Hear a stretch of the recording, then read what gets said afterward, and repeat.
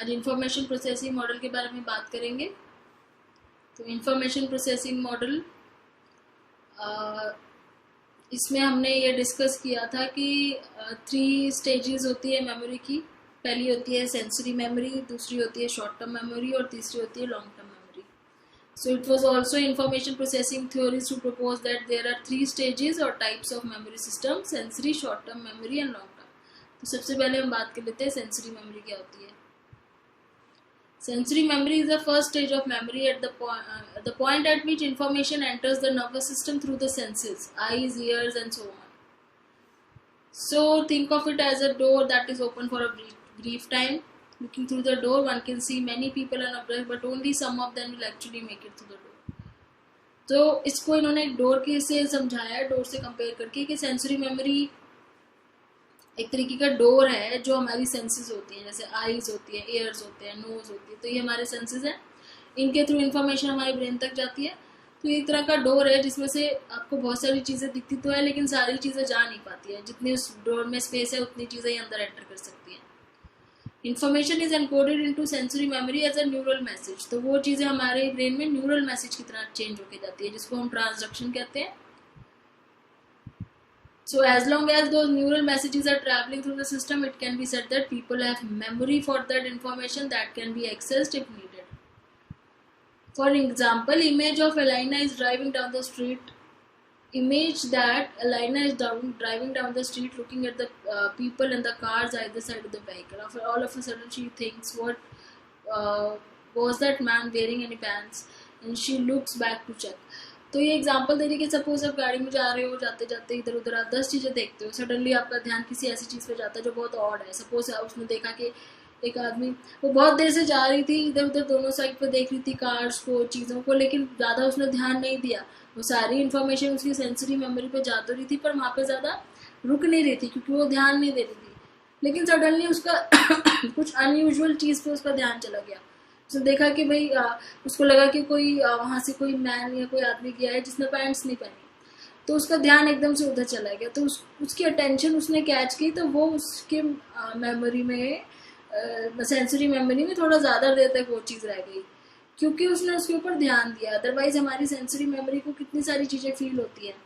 पूरा दिन में आप बाहर जाते हो, आपको अपने आसपास इतनी सारी चीज़ें नज़र आती हैं, आप देखते हुए जाते हो रास्ते में, तो आप हर चीज़ तो स्टोर नहीं करते, हर चीज़ तो याद नहीं रखते, आप हर चीज़ पर ध्यान नहीं रखते। सेंसेस आपकी कैच करती हैं हर चीज़, आपकी आईज, आपके ईयर्स हर तरह की नॉइज़ कैच करते हैं, लेकिन हर चीज़ आप अपनी मेमोरी में नहीं डालते ना। लेकिन कुछ चीज़ें होती हैं जो आप फिर भी आप उसको अटेंशन देते हो।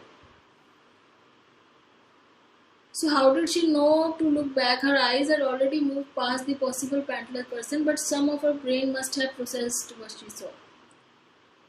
This is called double take and can only be explained by the presence of a memory that what। तो कुछ चीज़ें ऐसी होती हैं जो आपके माइंड में 1 सेकंड के लिए रह जाती है, क्योंकि आपको वो उस पर आप थोड़ी ज़्यादा अटेंशन दे देते हो। तो ये इन्होंने बताया कि सेंसरी मेमोरी में हमारे बहुत सारी इन्फॉर्मेशन आती है, लेकिन फिर भी हम जिस पे थोड़ा सा ज़्यादा अटेंशन दे देते हैं वो हमारे माइंड में 1 आध सेकंड के लिए रुक जाती है।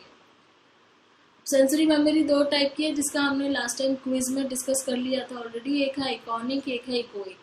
आइकॉनिक मतलब विजुअल मेमोरी है, जो आपने देखा और आपको 1 आध सेकंड के लिए याद है। इकोइक होती है जो आप सुनते हो। सो ये दोनों मेमोरीज हैं। तो पहले आइकॉनिक मेमोरी देख लेते हैं। Iconic memory is the Greek word for image. Icon क्या होता है? इमेज होता है ना कोई किसी चीज का, तो ग्रीक वर्ड है। Capacity of iconic memory. Iconic memory में Sperling had found in his early studies that he presented a row of letters using a machine that allowed very fast presentation. The subjects will only remember about 4 or 5 of the letters, no matter how many है। तो यहाँ पे Sperling है, George Sperling है। उन्होंने एक बार एक experiment किया था देखने के लिए कि हमारी आइकॉनिक मेमोरी कितनी देर तक लास्ट करती है। तो उन्होंने इस तरह का एक बोर्ड सा बनाया था, ये वाला इस साइड जो आप देख रहे हो, रो ऑफ लेटर्स वाला, और ऐसे अपने जो पार्टिसिपेंट्स हैं उनको दिखाते थे और फिर थोड़ी देर बाद हटा देते थे और फिर पूछते थे कि उसमें क्या क्या लिखा था। तो उन्होंने देखा कि लोगों को ज़्यादा से ज़्यादा 4 या 5 लेटर्स ही याद रहते थे, उससे ज़्यादा याद नहीं रहते थे। लेकिन बाद में उसको स्पेलिंग को ये लगा कि ये तरीका ठीक नहीं है। क्यों ठीक नहीं है? क्योंकि जब तक वो LHTYEPNR तक ही पहुंचते थे वो इमेज हटा देता था, तो वो पढ़ने में ही उनको इतना टाइम लग जाता था कि वो नीचे वाले तक तो आ ही नहीं पाते थे। तो फिर वो उतना ही बता पाते थे जितना उन्होंने पढ़ा, मोस्टली वो ऊपर वाला ही बताते थे क्योंकि वो उन्होंने पढ़ लिया होता था। तो ये उनको लगा कि ये तरीका ठीक नहीं है, क्योंकि इससे तो वो पढ़ने में ही बहुत टाइम लगा रहे हैं, और ज़्यादा देर तक रोकेंगे तो फिर तो वो एक्सपेरिमेंट ही नहीं ठीक रहेगा ना। तो उन्होंने इस चीज़ को चेंज करा, फिर दोबारा से एक एक्सपेरिमेंट बनाया जिसको उन्होंने नाम दिया पार्शियल रिपोर्ट मेथड। अब पार्शियल रिपोर्ट मेथड क्या था? पार्शियल रिपोर्ट में उन्होंने इस तरीके से लेटर्स बनाए, उसके सामने उनको पहले समझाया है कि जब हाई टोन बजेगी, हाई टोन मतलब जो तेज आवाज आएगी, तो ये वाला आपने बताना है। जब मीडियम टोन बजेगी तो ये वाला बताना है, लो टोन बजेगी तो ये बताना है। लेकिन ये टोन तब बजती थी जब ये लेटर जैसे ये दिखा के, ये वाला बोर्ड दिखा के हटा के फिर टोन बजती थी। तो मतलब आपने एक बार देखा और हटा दिया, उसके बाद टोन बजी, अब तीनों में से जो टोन बजी वो बताना है। जैसे मीडियम टोन बजी तो आपने ये वाला बताना है, EPNR। अगली बार बोर्ड दिखाया जिसमें अलग कुछ वर्ड लिखे थे, फिर लो टोन बजी तो उनको नीचे वाला बताना था। तो ऐसे ही वो ऐसे पहले लेटर्स का दिखाते थे बोर्ड, फिर उसको हटा के फिर टोन बजती थी, तो वो टोन के हिसाब से उनको आंसर करना होता था हमेशा। नहीं तो पहले वाले में क्या था कि हमेशा ऊपर से शुरू करते थे, ऊपर से करते करते नीचे वाले में तो पहुंचते ही नहीं थे। तो इस तरीके से जब उन्होंने टोन की इंडिकेशन देनी शुरू कर दी, तो इससे ये पता लग गया, ये चीज आइडिया लग गया पार्टिसिपेंट्स को कि तीनों में से एक ही बताना है, सारे नहीं बताने हैं। तो वो उस चीज को ज्यादा याद रिट्रीव करने की कोशिश करते थे जो टोन बची हुई है। जैसे मीडियम टोन बजती थी वो बीच वाली लाइन को याद करने की कोशिश करते थे, हाई टोन बजती थी तो ऊपर वाली को। तो इसको उन्होंने नाम दे दिया पार्शियल रिपोर्ट मेथड। तो इसमें क्या किया इन्होंने, He showed a grid of letters similar to those in 6.2 figure, but immediately sounded a high, medium or low tone just after the grid was shown. तो जैसे ग्रिड दिखाते थे उसको जैसे ही हटाते थे एक टोन बजती थी। Subjects were told to read off the top row of the letter if they have heard the high tone, middle row for medium tone, or lowest row for low tone. As they didn't hear the tone until after the grid went away, they could look at just one row in advance. तो इसमें ये था कि tone बाद में बजती थी, अगर पहले बजती तो लोग उसी को देखते ना सारे, फिर तो याद कर ही लेते। तो पहले टोन नहीं आती थी, टोन उस ग्रिड के हटने के बाद आती थी। तो फिर वो याद करने की कोशिश करते थे कि उन्होंने बीच में क्या देखा था, ऊपर क्या देखा था, नीचे क्या देखा था, इस टाइप से। तो ये जो स्पेलिंग का एक्सपेरिमेंट था, इसमें उनको क्या मिला था कि इस मेथड से, पार्शियल रिपोर्ट मेथड से थोड़ी सी एक्यूरेसी ज़्यादा मिली उनको, कि पार्शियल रिपोर्ट मेथड से थोड़ा सा ज़्यादा बेटर बता पा रहे हैं, इंस्टेड ऑफ जो वो पहले जो कर रहे थे उनसे उससे अच्छा नहीं हो पा रहा था, लेकिन पार्शियल रिपोर्ट मेथड से ज़्यादा बेटर रिस्पॉन्स मिल रहा है। तो इससे ये फाउंड हुआ है कि जो if you delayed the tone for a brief period of time after about a second subject, उन्होंने ये देखा कि अगर मैं 1 सेकेंड से ज़्यादा देर कर देता हूँ टोन बजाने में, तो फिर उनको याद ही नहीं आ रहा कि उन्होंने क्या पढ़ा था। तो मतलब ज़्यादा से ज़्यादा 1 सेकेंड के अंदर ही उनको टोन बजानी पड़ रही थी, जिससे वो बता पाए। मतलब ये पता चल गया था कि जो आइकॉनिक मेमोरी है ना, वो फ्रैक्शन ऑफ अ सेकेंड से ज़्यादा देर तक नहीं रहती। तो अगर उतनी देर में टोन आ जाए तो वो बता देते थे, अगर टोन आने में थोड़ा सा भी डिले हो जाए तो फिर वो कुछ नहीं बता पाते थे। तो ड्यूरेशन पता चल गई थी कि 1 सेकेंड से भी कम है ड्यूरेशन, मतलब हो सकता है ओनली क्वार्टर ऑफ सेकेंड है। तो इतनी कम ड्यूरेशन होती है हमारी आइकॉनिक मेमोरी की। होता क्या है रियल लाइफ में कि हमारी आइकॉनिक मेमोरी में जो हम देखते हैं ना, उसके बाद सडनली दूसरी चीज़ आ जाती है, तो पीछे वाली चीज़ गायब हो जाती है, उसके ऊपर तीसरी आ जाती है, तो उसको मास्किंग बोलते हैं, जो यहाँ लिखा हुआ है मास्किंग। क्योंकि हम बहुत सारी चीज़ें देखते हैं पूरे डे में, जब हम अपना काम कर रहे होते हैं, बाहर जाते हैं इधर, तो एक चीज़ हटती है, दूसरी सामने आती है, तीसरी सामने आती है, तो ऐसे ऐसे इन्फॉर्मेशन पीछे की गायब होती रहती है, आगे ऐड होती रहती है, तो उसको मास्किंग प्रोसेस बोलते हैं। तो इसलिए आइकॉनिक मेमोरी जो है बहुत कम देर तक रहती है। और एक और चीज़ उन्होंने यहाँ बताई कि कुछ लोगों की ना इडेटिक मेमोरी होती है। इडेटिक मेमोरी या जिसको फोटोग्राफिक मेमोरी बोलते हैं, वो क्या होता है, वो अपने माइंड में उस इमेज को काफी देर तक रोक लेते हैं, 30 सेकंड तक एक इमेज को रोक लेते हैं। हम फ्रैक्शन ऑफ अ सेकंड तक रोक पाते हैं, खाली मतलब एक क्वार्टर ऑफ अ सेकंड तक। लेकिन जिनकी एडिटिंग मेमोरी या फोटोग्राफिक मेमोरी होती है वो 30 सेकंड्स तक एक इमेज को देख सकते हैं अपने माइंड में proper. Rare ability, some people claiming to have photographic memory actually mean that they have an extremely good memory. Having a very good memory and having eidetic memory ability are two different things. People with eidetic imagery ability might be able to look quickly at a page in a book and then focusing on a blank wall or piece of paper read the words. तो कैसे मतलब ये काम करती है, आपने उनको book दिखाई, उन्होंने वो पेज देखा और उन्होंने सडनली एक ब्लैंक वॉल पे देख के उस बुक में लिखे हुए वर्ड्स पढ़ के सुना दिया आपको 30 सेकंड्स तक, जितना उनको 30 सेकंड्स के अंदर जितना वो बोल पाए। तो इस तरीके से होती है eidetic मेमोरी, जो बहुत ही रेयरली किसी में मिलती है।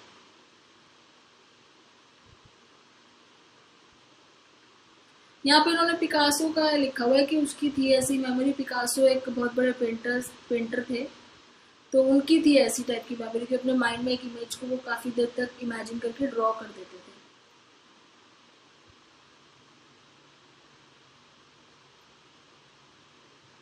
तो ये हो गया आइकॉनिक मेमोरी के बारे में। अब इसका फंक्शन क्या है आइकॉनिक मेमोरी का?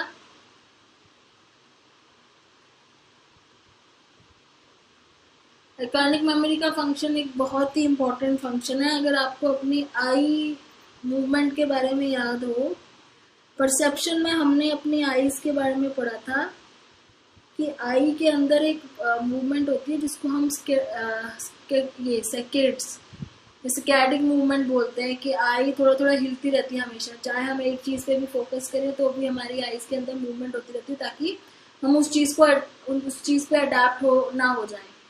क्योंकि क्या होता है कि जब हम किसी चीज़ को लगातार देखते हैं तो थोड़ी देर बाद हमें वो किसी चीज़ को लगातार हम परसीव करते हैं तो थोड़ी देर बाद हमें वो परसीव होना बंद हो जाती है। जैसे साउंड के केस में था कि हम लगातार कोई चीज़ सुनते हैं तो थोड़ी देर बाद हमारा ध्यान उस पर जाना बंद हो जाता है, वो हमें सुनाई भी देना बंद हो जाती है। ऐसे ही लगातार हमें कोई चीज़ फील हो रही हो हमारी बॉडी पे, जैसे कपड़े हैं, तो थोड़ी देर बाद वो फील होना बंद हो जाते हैं, हमारी बॉडी अडेप्ट कर लेती है। लेकिन आंखों के साथ ऐसा नहीं था, क्योंकि अदरवाइज ऐसा होगा तो हमें वो चीज़ दिखनी बंद हो जाएगी। तो ऐसे तो नहीं होना चाहिए, ब्लाइंडनेस नहीं होनी चाहिए। तो उसको प्रिवेंट करने के लिए हमने ये पढ़ा था उसमें कि हमारी आंखों के अंदर थोड़ी थोड़ी मूवमेंट होती रहती है, चाहे हम एक जगह रखें तो भी, स्टैटिक मूवमेंट बोलते हैं जिसको। तो अब यहाँ पे आइकॉनिक मेमोरी यही काम करती है। आइकॉनिक मेमोरी हमारे लिए जो व्यू है ना उसको स्टेबल रखती है। Continuous helps to view surroundings as continuous and stable in spite of, कि हमारे आंखों के अंदर मूवमेंट होती रहती है फिर भी हमें वो जो सामने वाली इमेज है ना उसको स्टेबल दिखाती है। हमें कभी भी ऐसा तो नहीं है ना कि हमें इमेज भी हिलते हुए नजर आती है जब हम किसी चीज़ को देखते हैं। तो आइकॉनिक मेमोरी क्या करती है, उसको स्टेबल बनाने का काम करती है। दूसरी चीज़ ये काम करती है कि it helps brainstem to decide if the information is important enough to brought into consciousness. दूसरी चीज़ ये डिसाइड करती है कि जो इन्फॉर्मेशन हम देख रहे हैं डेली लाइफ में, उसमें से कौन सी ऐसी इन्फॉर्मेशन है जो इम्पोर्टेंट है, जिसको कॉन्शियसली हमें ध्यान देना चाहिए, और कौन सी जो ऐसी है जो जाने देनी चाहिए। तो ये दो बहुत इंपॉर्टेंट फंक्शन है आइकॉनिक मेमोरी के। एक तो हमारे सराउंडिंग्स को कंटिन्यूस और स्टेबल रखती है, जिससे हमें देखने में कोई प्रॉब्लम ना हो अपनी आई मूवमेंट जो होती है उसके बाद भी। दूसरा ये डिसाइड करने में हेल्प करती है कि कौन सी इन्फॉर्मेशन को जाने देना चाहिए ऐसे ही, और कौन सी इन्फॉर्मेशन इंपॉर्टेंट है जिसको कॉन्शियस में लाना चाहिए। तो very very important functions are played by iconic memory. इसके बाद चलते हैं इकोइक सेंसरी मेमोरी पे। अभी हम सेंसरी मेमोरी ही पढ़ रहे हैं, हम पहली स्टेज ही पढ़ रहे हैं 3 स्टेज मॉडल की। सेंसरी में ही हमने अभी आइकॉनिक पढ़ी है, और ये दूसरी इकोइक सेंसरी मेमोरी है। Echoic sensory memory is another type of sensory memory और the brief memory of something that a person has heard. अब इसका एग्जांपल इन्होंने बहुत अच्छा दिया जो हमारे साथ ऑलमोस्ट कभी ना कभी या रोज होता ही है। अब सपोज आप टीवी देख रहे हो, तो सडनली पीछे से आपको कोई कुछ बोल के जाता है, मतलब आप टीवी देख रहे हो, आपको साइड में से कोई कुछ बोल के गया, तो आप थोड़ी देर बाद एकदम सडनली बोलते हो ना, क्या बोला आपने, मतलब क्या आपने सडनली ऐसे बोला, व्हाट। तो क्यों आपने ऐसा बोला है, क्योंकि उस टाइम आपका ध्यान नहीं था, लेकिन आपके माइंड में कुछ देर तक तो वो बात रही कि वो कुछ बोल के गया, और सडनली आपकी कॉन्शियसनेस उधर चली गई। तो वो जो थोड़ी देर तक के लिए आपके माइंड में वो मेमोरी रह गई कि कुछ बोला था उसने, उसको इकोइक मेमोरी बोलते हैं। जैसे आप कुछ बुक पढ़ रहे हो या टेलीविजन देख रहे हो, या सडनली आपका पेरेंट और फ्रेंड या कोई भी साइड से जाता है आपको कुछ बोल के, आपको 2 सेकंड बाद एकदम सडनली याद आता है, आप बोलते हो क्या, और उसके बाद आपको याद आ जाता है उसने क्या बोला जाते जाते। पहले आप वर्ड बोलते हो लेकिन सडनली आपको याद आ जाता है अच्छा वो पूछा, फिर आप उसका जवाब देते हो। तो वो जो मेमोरी थोड़ी देर तक आपकी साउंड मेमोरी रही आपके माइंड में, वो हो गई इकोइक मेमोरी। तो brief memory of something a person heard, और इसकी जो ड्यूरेशन होती है वो 4 सेकंड होती है, मतलब एक तरीके से काफ़ी बेटर है। आइकॉनिक मेमोरी की तो 1 सेकंड से भी कम थी, ये 4 सेकंड होती है। दैट मीन्स हमारी इकोइक मेमोरी, साउंड मेमोरी ज़्यादा स्ट्रांग होती है, जो सुनते हो ज़्यादा देर तक फिर भी याद रहता है इंस्टेड ऑफ जो आप देखते हो। तो इसमें कैसे पता 4 सेकंड तक होती है, क्योंकि आपके माइंड में थोड़ी देर तक वो बात याद रहती है, आपको एकदम से आपको फील होता है कि कुछ बोला उसने, फिर आपका माइंड रियलाइज करता है कि वो इम्पोर्टेंट होगा, तो आपको वो एकदम से याद आ जाता है। तो 4 सेकंड के अंदर अंदर ये सारी चीज़ें होती हैं आपको। समथिंग वॉज सेड पहला प्रोसेस होता है, दूसरा होता है कि it may have been important, आप रियलाइज करते हो इम्पोर्टेंट है।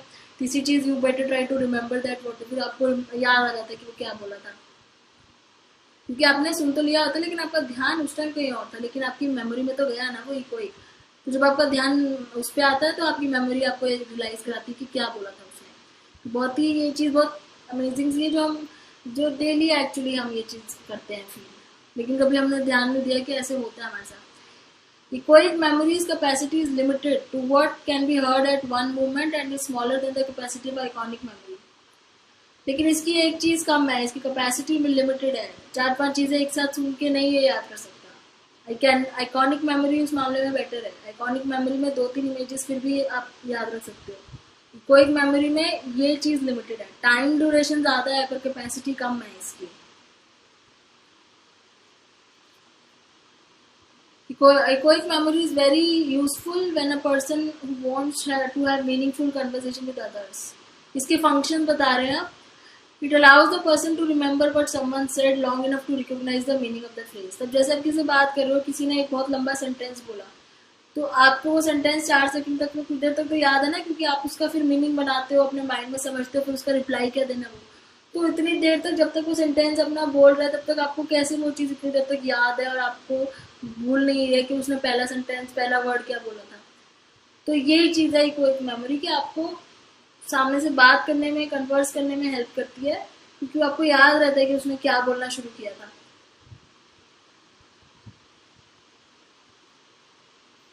और दूसरी चीज़ ये है कि ये वो वाला काम भी करती है जो आइकॉनिक मेमोरी करती है, कि कितनी देर तक कोई इन्फॉर्मेशन जो है कितनी इम्पोर्टेंट है कि उसको आगे और ज़्यादा कॉन्शियसली याद रखने की ज़रूरत है, और कौन सी इन्फॉर्मेशन इम्पोर्टेंट नहीं है जिसको हम भूल सकते हैं।